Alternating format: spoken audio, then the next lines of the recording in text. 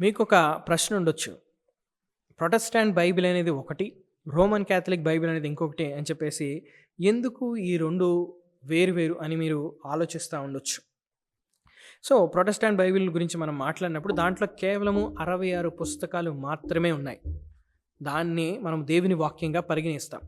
మరి Roman Catholic Bible గురించి మనం మాట్లాడినట్టయితే దాంట్లోని 14 పుస్తకాలు అదనంగా ఉన్నవి. సో, అవి మొత్తం కలిపి దగ్గరగా 84 పుస్తకాలు ఉన్నట్లుగా మనం చూస్తాం. సో, ఈ 84 పుస్తకాలు దాంట్లో ఎందుకున్నవి? ఆ 84 పుస్తకాలు దేవుని వాక్యమేనా అన్నది ప్రశ్న. సో, మనం గమనించినట్లయితే స్ట్రైట్ ఫార్వర్డ్‌గా ఆ పుస్తకాలు దేవుని వాక్యం కాదు. ఎందుకు కాదు అనడానికి కొన్ని కారణాలున్నాయి. ఆ కారణాలేంటి ఈరోజు మనం తెలుసుకుందాం. వాటిని అపోక్రిఫ బుక్స్ అని చెప్పేసి అంటారు. ఇవి ఎప్పుడు రాయబడ్డాయని మనం ఆలోచన చేసినట్లయితే సైలెంట్ పీరియడ్‌లో. ఈ సైలెంట్ పీరియడ్ ఏంటి అని మనం ఆలోచన చేసినట్లయితే దేవుడు చివరిసారిగా మలాకీతో మాట్లాడాడు ప్రవక్త ద్వారా. మనం అది చూస్తాం. మలాకీ గ్రంథం చివరి అధ్యాయం చివరి వచనాల్లో. దాని తర్వాత దేవుడు మరలా బాప్తిస్మిచ్చి యోహాను ద్వారా మాట్లాడాడు. అంతవరకు కూడా ఎవరితోనూ ఎప్పుడు కూడా మాట్లాడలేదు దేవుడు. అదే విషయాన్ని మనం చూస్తూ ఉంటాం. అందుకని దాన్ని సైలెంట్ పీరియడ్ అంటారు. దేవుడు ఎప్పుడు ఎవరితో మాట్లాడేది అంటారు. ఆ కాలంలోని దేవుడు ఎప్పుడు ఎవరితో మాట్లాడినప్పుడు, దేవుడు ఎవరికి ఏ ప్రత్యక్షత ఏమైనప్పుడు రాయబడిన ఈ పుస్తకాలే అపోక్రిఫ బుక్స్. సో, ఇవి వాక్యంగా ఎందుకు పరిగణించరు అని అంటే దాని వెనకాల కారణాలు ఉన్నాయి. అవి మొదటిగా దేవుని చేత రాయబడలేదు.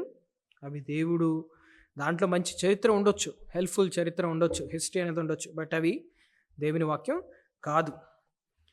దైవావేశం పొందిన దేవుని వాక్యం కాదు.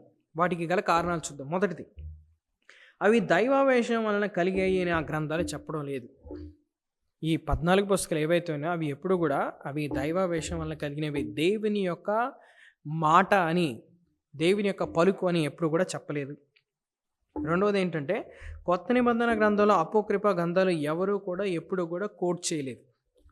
మనం చూసినట్లయితే కీర్తనలు, యెషయా గ్రంథము, దాని తర్వాత మైకా గ్రంథము, దాని తర్వాత మనం చూసినట్లయితే ఆదికాండము, ఇంకా చాలా గ్రంథాలు నూతన నిబంధనలో భక్తులు రాసేటప్పుడు లేకపోతే యేసుక్రీస్తు వారు మరి తెలియజేస్తున్నప్పుడు అనేక విషయాలు పాత నిబంధనల నుంచి కోట్ చేశారు, క్రోడీకరించారు. బట్ ఎప్పుడూ కూడా ఎక్కడి నుంచి కూడా ఏ యొక్క పుస్తకంలో మనం చూడని విషయం ఏంటి, ఈ యొక్క అపోక్రిఫ బుక్స్ అనేవి 14 పుస్తకాలు ఎప్పుడు కూడా నూతన నిబంధనలను మెన్షన్ చేయబడలేదు, వాళ్ళు కోట్ చేయబడలేదు. దాని తర్వాత క్రీస్తు అంగీకరించిన ప్రామాణికత్వ గ్రంథంలో ఏ ఒక్క అపోక్రిఫ గ్రంథం కూడా లేదు. యేసుక్రీస్తు వారు మోషే రాసిన గ్రంథం, కీర్తనలు, ప్రవక్తల గ్రంథాలు ఆయన పాత నిబంధనగా గమనించాడు, గుర్తించాడు.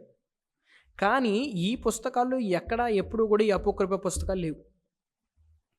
ఇంకొక కారణం చూసినట్టయితే ఈ గ్రంథాల్లోని చారిత్రాత్మక, భౌగోళిక, కాలక్రమానుగత తప్పులు ఉన్నాయి. ఈ పుస్తకాల్లోని ఎర్రర్స్ ఉన్నాయి. హిస్టారికల్ విషయాలు ఎర్రర్స్ ఉన్నాయి, జియోగ్రఫికల్ ఎర్రర్స్ ఉన్నాయి. సో, ఇవి దేవుని వాక్యం కాదు. ఇంకా మనం చూసినట్లయితే కొన్ని సందర్భాల్లోని ఆ గ్రంథాలు ప్రామాణిక గ్రంథాలతో విభేదిస్తాయి. మనం కొన్ని విషయాలు గమనించినట్లయితే ఈ యొక్క అపోక్రిఫ బుక్స్ అనేవి నూతన నిబంధనలు, పాత నిబంధనలు సిద్ధాంతాలకు వ్యతిరేకిస్తాయి, విభేదిస్తాయి, కాంట్రడిక్ట్గా ఉన్నాయి. ఫర్ సపోజ్ దీంట్లోని పర్గటరీ అనే బోధ ఉంది, లేకపోతే ఇంకా వేరు బోధలని, ఈ బోధలన్నీ కూడా వ్యతిరేకమైనవి బైబిల్ బోధకు. కాబట్టి మనం గమనించాల్సిన విషయం ఏంటంటే ఈ అపోక్రిఫ బుక్స్ అనేది దేవుని వాక్యం కాదు. ఇవి దేవుని వాక్యానికి విరుద్ధంగా ఉన్నవి. దాని తర్వాత కాంట్రడిక్ట్ అవుతా ఉన్నాయి కొన్ని విషయాల్లో.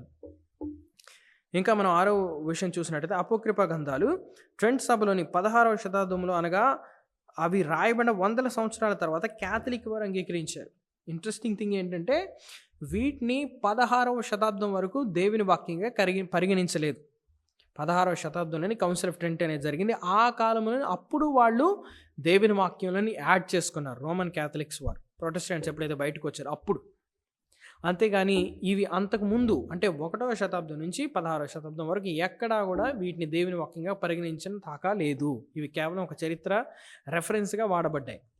కాబట్టి ఈ రోమన్ క్యాథలిక్ బైబిల్లో ఉన్నటువంటి ఎక్స్ట్రా బుక్స్ అనే అపోక్రిఫ బుక్స్ అనేవి ఇవి దేవుని వాక్యమైనవి కాదు.